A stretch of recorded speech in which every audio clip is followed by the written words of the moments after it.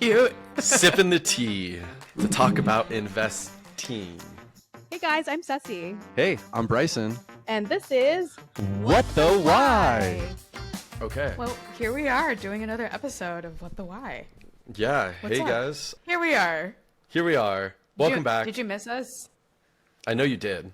I know you did. I know you did. You We're see here us on again. Instagram, but we don't have a new episode out. It's been a while. It's been a while. We're hashing some things out, guys, but don't worry. We've gotten a lot of asks and questions about investing. So many questions. Yeah, I mean, we were just talking about it before this. Like, I feel like banking, pretty well talked about. Budgeting, we've talked about. Financial literacy, we've talked about. But, like, now what? What is investing? That's what we're going to talk about today. Our main subject, investing do's, don'ts. That's what we're going to talk about today, guys. So excited. Can we first define, Bryson, like what investing is? Because I feel like there's so much content on the internet right now about like, this is a great investment. And people are all over the internet, looking for that piece of info of like, what should my investment be in? And some people are getting scammed. Some people are making a lot of money, like quick schemes. I think you have some really great tips in this episode, but let's like at first define what investing is. It really comes down to just another bucket to put your money in to grow further. So that's really my definition. Yes. It's just another I bucket. love that. That's amazing. And what a positive way to look at money. Think of it from the perspective of like, you're in it to make money. It doesn't have to be like, I don't know, whatever is being presented in front of you. We'll talk about like the different types of investments and all those different good ones and bad ones and scammy ones. We're not investment professionals, but I think at the end of the day, like looking at an investment as something that is helpful for you, but not like, crap, I have to invest in something now.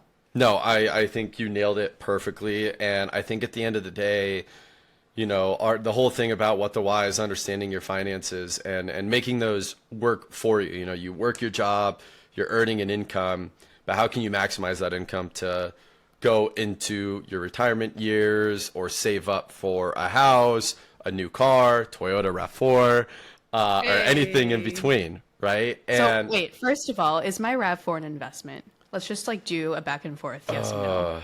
No, it is not. Okay. Is my ClassPass subscription an investment? What is ClassPass? It's like a workout class. So like, Oh, hell yeah. Okay. Is that an investment? I mean, think that I by would say definition. it's By I would- definition.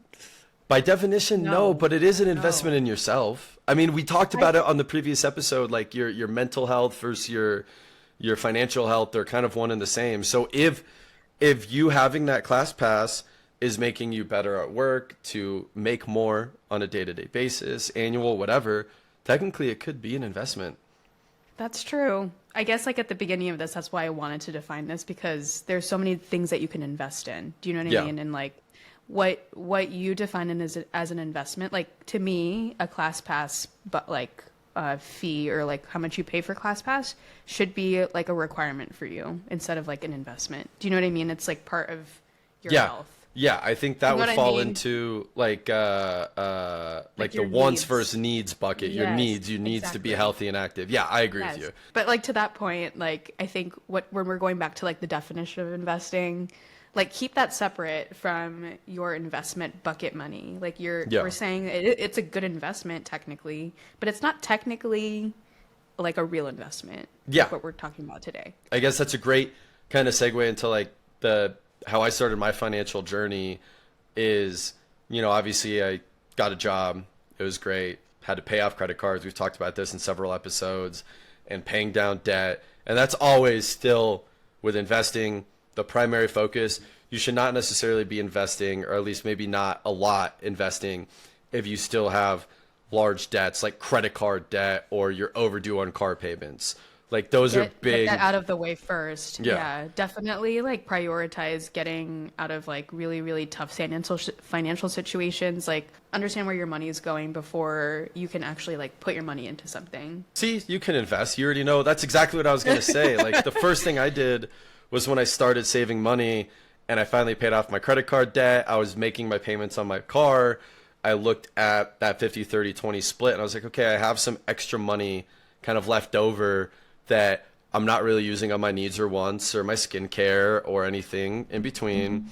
And I was like, okay, I can invest it. But it was really small. It was like $10 or $20 a month. And That's amazing. yeah, but it's small, and you start out somewhere, and I just added it into a automated investing tool. And that's like a misconception is people are like, oh, if I invest, I have to know exactly what the market's doing and I have to always be paying attention.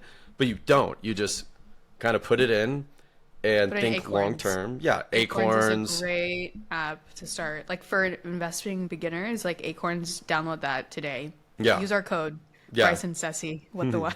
You say that you're just like a nerd for like looking at the charts every day. Do you recommend that, or do you feel like that kind of fuels like your fire to like keep pouring money into like the investment? Yeah. Like let's say the market's down and like I don't know, market is down and everyone's freaking out. That's like what I see all the time in the news. And is that something yeah. that fuels you to like put more money into the investment, or do you just let it sit and chill?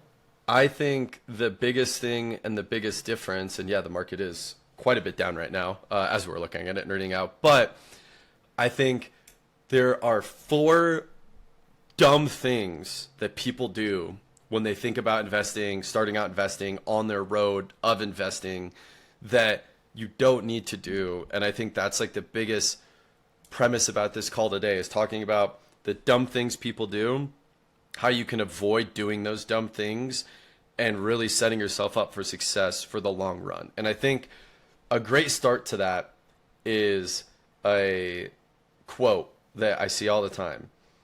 Investing should be more like watching paint dry or watching grass grow. A lot of people, like, I'm sure you even saw it, Ceci, you're not a big investor, but I'm sure you saw like in 2020 when COVID happened, all these people started investing in like GameStop and all these things. And I a lot of remember people, that story. yeah, and a lot of people made like good money. It's awesome, happy for them. But the majority lost money because they didn't know what they were doing, and they were thinking about the short game. And I think that's number one. That's the biggest dumb thing people do, is when they start investing, they're like, oh, I can get rich quick. I'm going to put all my money into it, Right. and I could take the money out when I get rich. But that is so far from the truth. Yeah. And that's crazy to say for like Gen Z millennial watchers who aren't used to that. You know, I think we're just used to a society where we get things quickly. We have DoorDash. We want to order food. It's here right away. Money shouldn't be I mean, it can be looked at that way, but just like you're taking more risk. And I think when it comes to long-term investing, the topic we're talking about today, just be careful. Like watch your money like you're watching grass grow. Like chill. Yeah. Don't like I said earlier, like you don't want to look at investing as like a chaotic means to like get where you need to be quickly. Like you should look at it like Bryson said, like long term. And I think that's a great leadway into the second dumb thing people do. Is you were talking about it today, I just mentioned it, the market's down, all red, and people who think I'm going to get rich quick, they're like, oh, red, I'm going to freak out, I'm going to take all my money out. Don't think about it that way. There's a big rule of thumb called dollar cost averaging. And basically that means that, let's say, and investing, predominantly what we're talking about today is like the stock market, because that is, you know, decent return. There's a lot of other investing tools that we might cover later on, but the stock market, lo and behold, has been, you know, the best performance and consistent performer over the years historically. Is that like S&P 500? Nailed it. That's like a big indicator. TLDR, you set up an automation no matter what the market is, whether it's up, whether it's down, whether you invested in the stock or stocks at $100 and now they're worth $300 or now they're worth $50. Dollar cost averaging is you set up investing every 2 weeks, once a month, and you automatically put in $100. No matter where the market is, you keep doing that. And over time, as you dollar cost average, you're investing more, and whether the market's up or down, you capitalize on all of the market, good and bad, because in the long run, you're going to make more that way. A lot of people try to time the market, and it's so dumb, because most people that time the market, they end up losing in the long run. They might get a couple good days, but I think the stat is like if you try to time the market, on average, you get 50% lower return than if you didn't time the market, you just dollar cost average. It's crazy. I think that's why people aren't as interested because like they're looking for excitement. They're looking for things to like make, what can make me money? What can make me like a quick buck? So I think this is a great takeaway. It's not supposed to be like that, like we said, that red Corvette that at the end of you get to drive away in the red Corvette. It's something that you have to play the long-term game. Yeah, exactly. And that's, again, point number 3 of dumb things people do or think. They think when you start investing, it's like, oh, I need a ton of money. I need hundreds of thousands or thousands of dollars. Now, in this day and age, it used to be that way. You used to have hire a financial advisor. They have a minimum of 50,000 or 100,000 to even start investing. But now you go to Acorns. You could start investing with $1. Like, it's so... You don't need a lot of money. That's that solution to the dumb thinking is start small, and over time, going through your career, you'll naturally start making more. You'll go from Tiny Tim, who's making $5 a week mowing lawns, and Tiny Tim, if you really are making $5 a week mowing lawns, you should probably talk about a raise because it's pretty low in inflationary times. Right. Like, what is the minimum wage nowadays? Depending on your state. Yeah, it does depend on the state. But like, that's the thing. You don't need a ton of money. You could start at $5. I started at $20 a month. And you mentioned like, how much do you recommend investing? Like now I set up automated investing after every paycheck I get every 2 weeks. It just goes right into my Invest account. But that's so good. Not all people it's have just that. Discipline. Yeah. Mm-hmm. Right. And you just got to start small. It's okay. What's that fourth one? The fourth one is... And it's so funny because this is such a hard one, and I still struggle with it. Emotions. I was gonna say, like, I feel like it can get exciting at some point in your investment journey, and you're like, oh my gosh, like the market's high. Yep. I'm gonna cash out. I'm gonna do all these things, but like maybe don't. No. Right? That's like the recommendation. Yeah, don't let emotions get in the way. Like you see a screen of green, and you're like, oh my, I put in $1,000 this year, and I'm up $500. That should probably cash out before I lose money. And I could tell you from experience, I did that last year. I made some investments. I was really happy with the return. I took it out and I was like, oh yeah, the market's definitely going to go down and I'll jump back in. Wrong. I could have doubled the investment again if I just kept the money in. So, and I let my emotions get in the way. Like, even though investing is green and red, green up, red down, think about it as black and white. It's just emotionless. You just put your money in. You could check maybe once a month, once a year. Talk to a financial advisor. Still highly recommend because the market does change. Things do change. Your time horizon changes. Me and you in our 20s and 30s are going to be investing quite a bit different than those in their 50s, 40s, 60s, nearing retirement, right? But all through that, don't let emotions get in the way. I remember my first 401k at the end of my job, like my first job, was $8,000. And I was so excited just to be like, oh my gosh, I have $8,000 saved. Like, what can I do with this? But then I realized I can't take out. Like, I have to wait till like I'm 60. Yeah, 59 and a half. Yeah, you can't take any of that. But that's a good thought process is like set it and forget it. Like, but yeah, use that 401k you rolled over. But that's when I thought I needed a financial advisor because it was like, what should I do with this? How do I roll it over? What's the best route to go? So what did you do with your 401k? Did you just roll it over? I rolled it over to a Bitcoin IRA. And ooh, okay. Yeah, I mean, we can talk about that another time, but my husband, so I'm not the investor of the family. My husband is the investor of the family. I would love to have him talk to you guys about like our story and like all the things that we've been able to do with like our investments.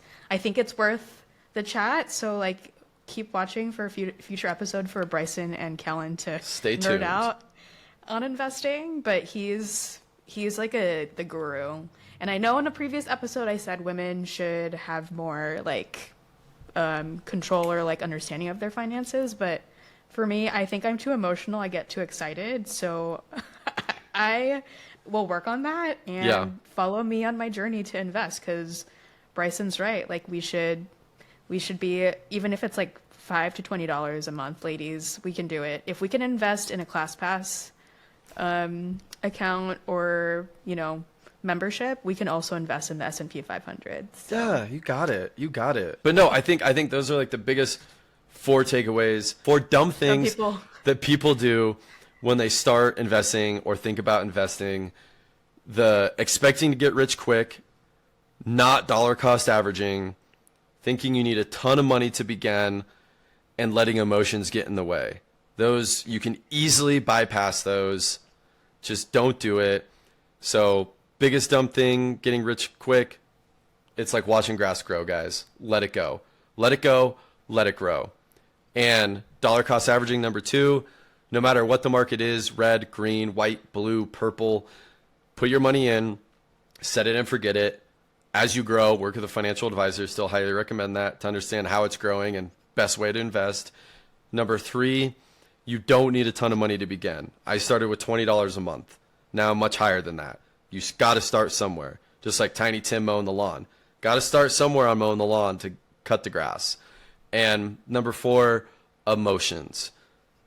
Even though it's red and green, treat it like black and white. If you got to go scream at a wall for a minute to get your emotions in check, do it. But we can roll into the next broadcast question. Yeah, I think it's a great one.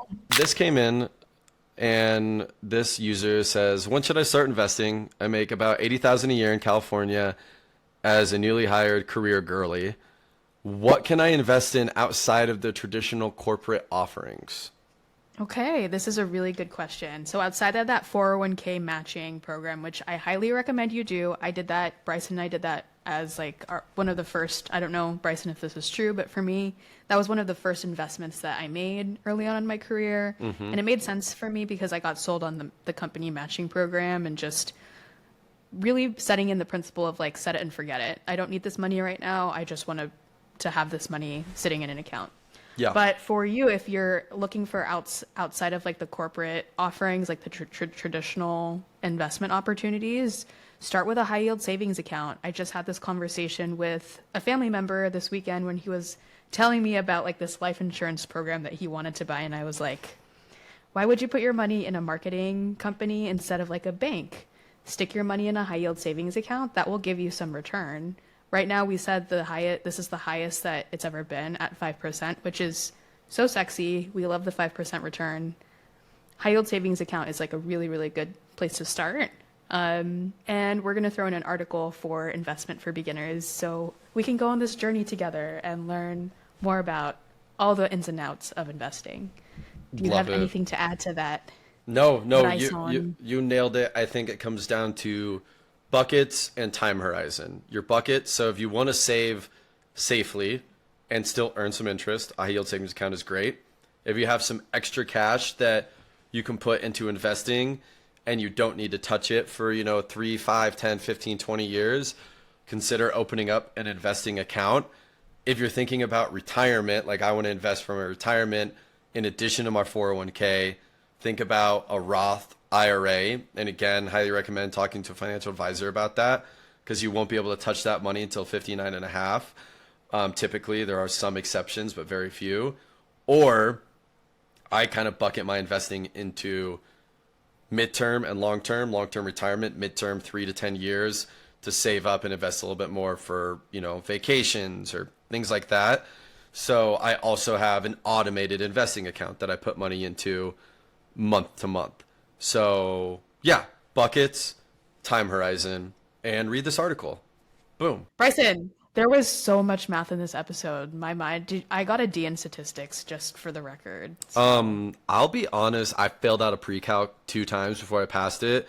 So for all those people that are like, I don't even know what you said, I'm so confused about investing. 1, send us questions. We'll do our best to answer them. 2, Google, YouTube are your friends. I didn't learn any of this until I Googled it because public education failed me once again. But yeah, if you're not subscribe, like and comment and send us some more questions. Yes, follow along.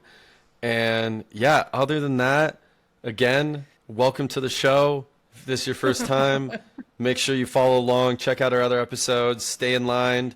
And until next time, what's your why? What the why? What the why?